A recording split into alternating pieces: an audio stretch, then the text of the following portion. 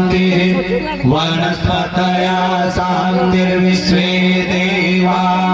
परिवार है, परिवार अच्छा सुदृढ़ बनेगा तो उससे समाज सुदृढ़ बनेगा, समाज सुदृढ़ बनेगा। उसके बारे में हमने दो बातें बताई थी। Number 1 स्वादेंद्री, number 2 चटोरापन। जी अलग कहते हैं, साइंस और अध्यात्म सदा से अलग कहता रहा है, क्योंकि अध्यात्म की सोच अलग है और विज्ञान की सोच अलग है। जी उनके साथ 5 दिन तक रहा था। उन्होंने मुझको आशीर्वाद दिया, तब से मैं इस कार्यक्रम में लगा हूँ। कुंडी गायत्री महायज्ञ का यहाँ पर 3 दिन का आयोजन हो रहा है। इस वक्त करता था, लेकिन लुप्त होते जा रही है, उसका कारण क्या है? नमस्कार, आप देख रहे हैं VLC न्यूज़। इस वक्त हम धमधा पे हैं, जहां पर 24 कुंडली जो है यहाँ पर गायत्री परिवार के द्वारा यहाँ पर आप देख सकते हैं, यहाँ पर गायत्री यज्ञ किया जा रहा है। यहाँ पर आप देख सकते हैं कुछ जो है बाहर से पहुंचे हुए, कुछ यहीं से हैं, बुजुर्ग हैं यहाँ से, और लगातार इन जो महायज्ञ हो रहा है महाकुंडली में, इन लोग का जो है समाज के लिए एक नया उद्देश्य के साथ जो विगत कई वर्षों से चले आ रहे हैं। आइए जानते हैं कहाँ से आए हैं और ये यज्ञ करने का मेन उद्देश्य क्या है। जी अपना परिचय बताएंगे? हम लोग शांति कुंज हरिद्वार से आए हुए हैं जी, और हमेशा इस कार्यक्रम में चलते रहते हैं। ये उद्देश्य है मनुष्य में देवत्व का उदय, धरती पर स्वर्ग का उदय।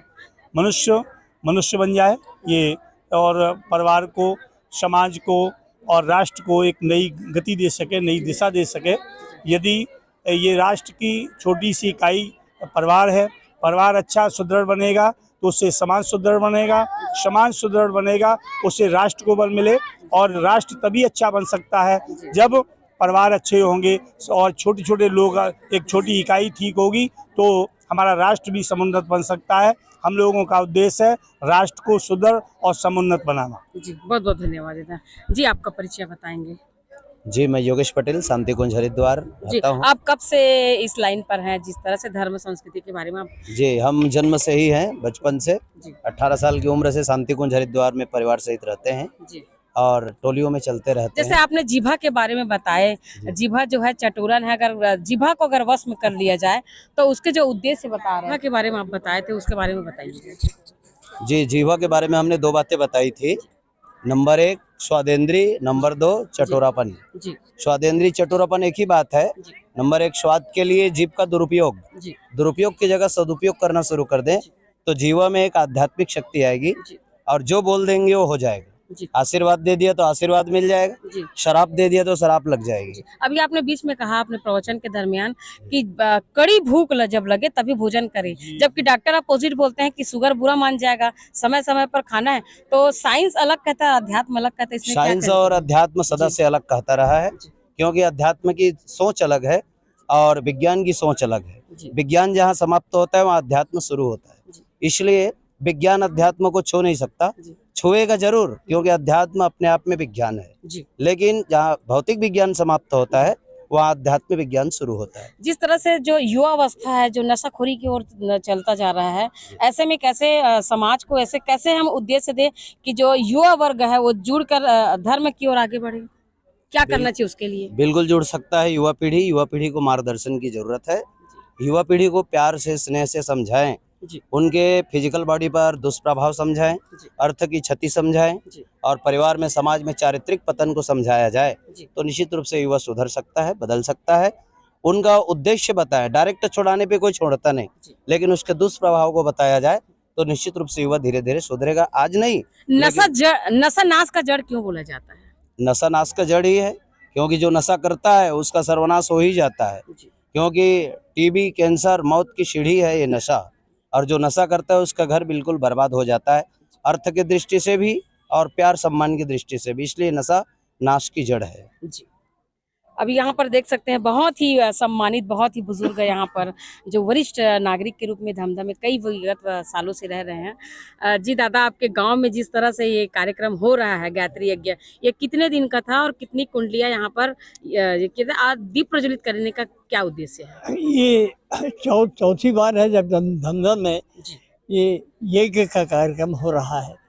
मैं स्वयं 1974 से परम पूज्य गुरुदेव जी से मिला था, उनके साथ 5 दिन तक रहा था। उन्होंने मुझको आशीर्वाद दिया, तब से मैं इस कार्यक्रम में लगा हूँ।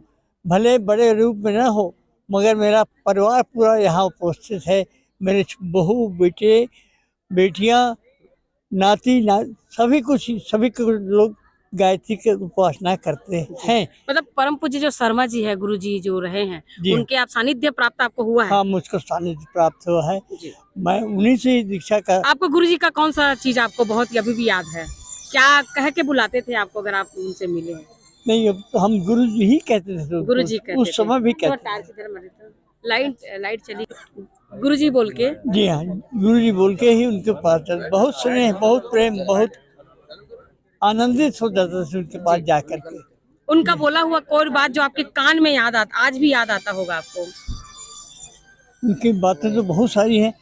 इतनी किताबें तो इस सदी में जी। किसी ने नहीं लिखा है। इतने किताबें महर्षि वेद व्यास के बाद अगर किसी के नाम आता है, और मैंने उनका कलेक्शन रखा है, उनकी किताबों का 74 भाग रखा है। सन 1900 ये 82-84 में उनका जन्म दिवस हुआ। उस समय भी मेरे पास किताबों का इतना संग्रह है कि मैं इस जन्म में इसको पूरा पढ़ ही नहीं पाता। इतना संग्रह है किताबों का, और एक एक वाक्य कीमती है, उसका कोई तोड़ नहीं सकता उनके वाक्यों को। दादाजी आपका परिचय जानना चाहेंगे? मैं श्रवण कुमार गुप्ता नाम में मेरा नाम है। सन 1945 में मैंने जन्म लिया, और तब धार्मिक गतिविधियों में तब से आप लगे हुए, जब से जन्म हुआ तब मेरे परिवार, मेरे जब से होश पिताजी संभाले। धार्मिक रास्ते पर ही ले गए मुझको। जी। वो स्वयं नाटककार थे। धमधा में महात्मा गांधी पुस्तकालय की स्थापना जी। और नाटकों के माध्यम से जन जागरण, जी।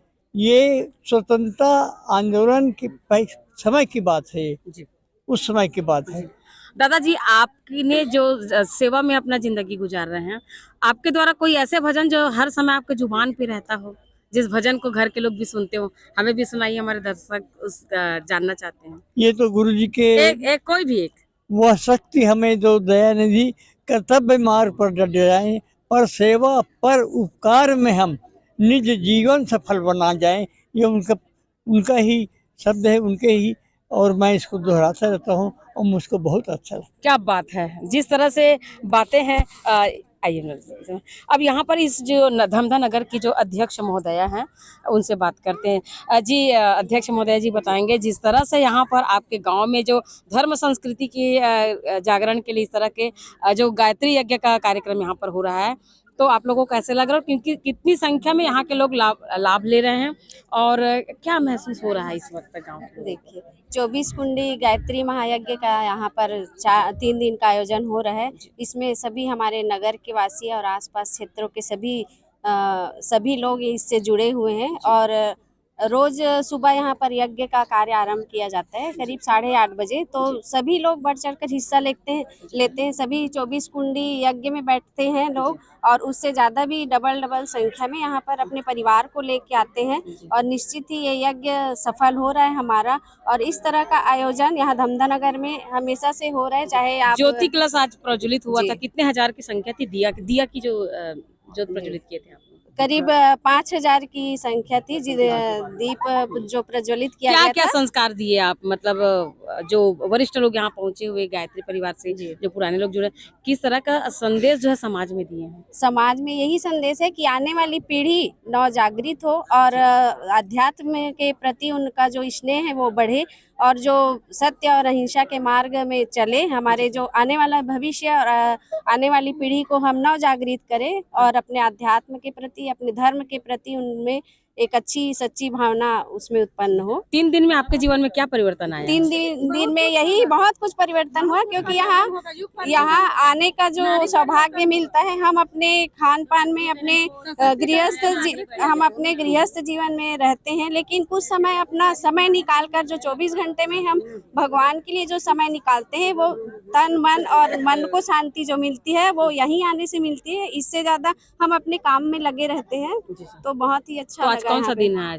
आज दूसरा दिन है। दूसरा दिन है। पहला मतलब समापन है आज? नहीं, कल समाप्ति का दिन है। चौथे दिन आज तीसरा दिन है। तो तीसरे दिन भी यहाँ यज्ञ के लिए सारे लोग आहुति किए हैं। जी मुख्य यजमान जो है यहाँ पर पहुंचे हुए हैं, जो कपल के रूप में जो है कहते हैं कोई भी विधि विधान जो शुरू करते हैं उसके लिए एक कपल यानी कि स्त्री पुरुष का होना बहुत जरूरी है, जो गठबंधन में वैवाहिक गठबंधन में बंधे हो और उसके द्वारा जो वेदी जो है उसको स्पर्श करके आगे के कार्यक्रम करते हैं।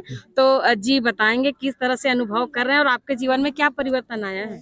इस परिवार में रहते हुए भी हम बहुत आगे बढ़ सकते हैं अध्यात्म के माध्यम से। ये गुरु जी का ही आशीर्वाद है जो इसमें दिया हुआ है कि आप परिवार में रहते हुए भी आप बड़ी सी बड़ी पद को पा सकते हैं, आप भी गुरु बन सकते हैं। आप में भी वो चेतना है, आप में भी अंदर ये है कि आप भी भगवान बन सकते हैं। ये उनका संदेश है।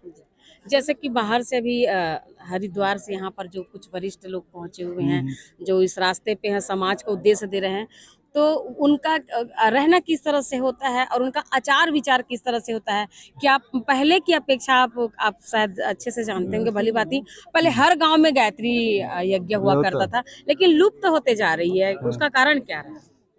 इसका कारण अभी तो ऐसा नहीं लगता, लेकिन कुछ कुछ कार्यक्रम इस टाइप का नहीं होता, इसके कारण थोड़ा सा आधुनिकता मानता हूँ। लेकिन अभी अश्वमेध यज्ञ मुंबई में भी होने वाला है और ये पूरे वर्ल्ड के करीब 30-40 देशों में हो चुका है।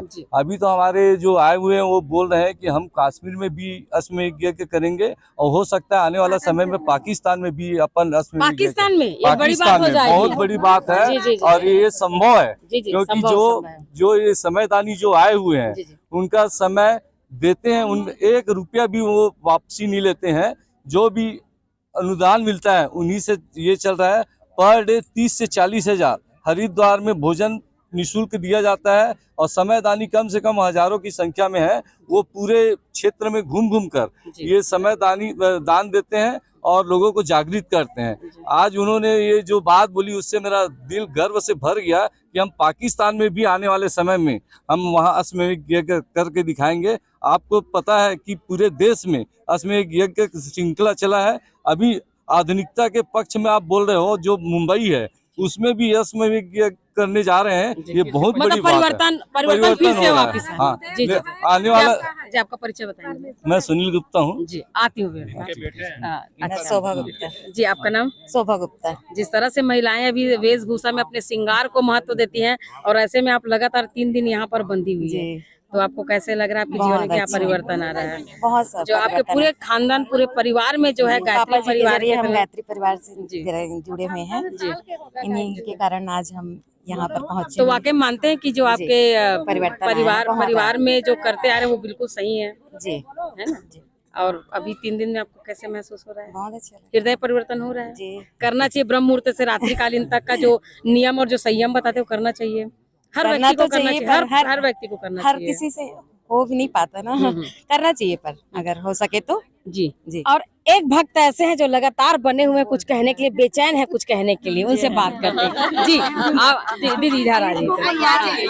बहुत देर से बेचैन थे, कुछ कहना चाह रहे थे, आइए उनकी भी इच्छा पूरी करते हैं और कुछ अनसुने बातें जो हम शायद नहीं समझ पा रहे हैं उनसे चर्चा करते हैं। पंडित श्री राम शर्मा जी हमारे परम पिता है, वो हमारे सबके ऑल इंडिया सबके परम पिता है। वो परम पूज्य गुरुदेव है, वंदनीय माता जी है, भगवती देवी है, वो सबकी माता है। आप कुछ कह रहे थे बीच में? कह रही थी हाँ, तो महिला जागरण किए। हाँ, महिला जागरण बीच में क्या करते हैं? महिला जागरण की महिला में मतलब ये तंबू तानते हैं, स्वयं खाना बनाते हैं, स्वयं सभी कार्य करते हैं। महिला सभी सेवा कर सकते हैं ये, क्योंकि नारी जागेगी तो आगे बढ़ेगी और हमारे बच्चे के लिए भी एक है समाज में बाल सुनो मेरी तरफ, जो गर्भ में है ना प्रेग्नेंट 3 महीने के, उसको भी पुष्कर संस्कार दिया आज। तो 16 संस्कार के बारे में यहाँ बताया जाता है। वो क्या है, ध्रुव प्रहलाद जो अभिमन्यु हुए थे ना माता के गर्भ में, वो सब ना पेट में ही सुने थे कथा, पिता जो कहे थे वो उसको नींद आ गई तो आधा बीच में जाकर वो अटक गए अभिमन्यु। वध के बस सुनेरी सोकर कारण वो अटक गए।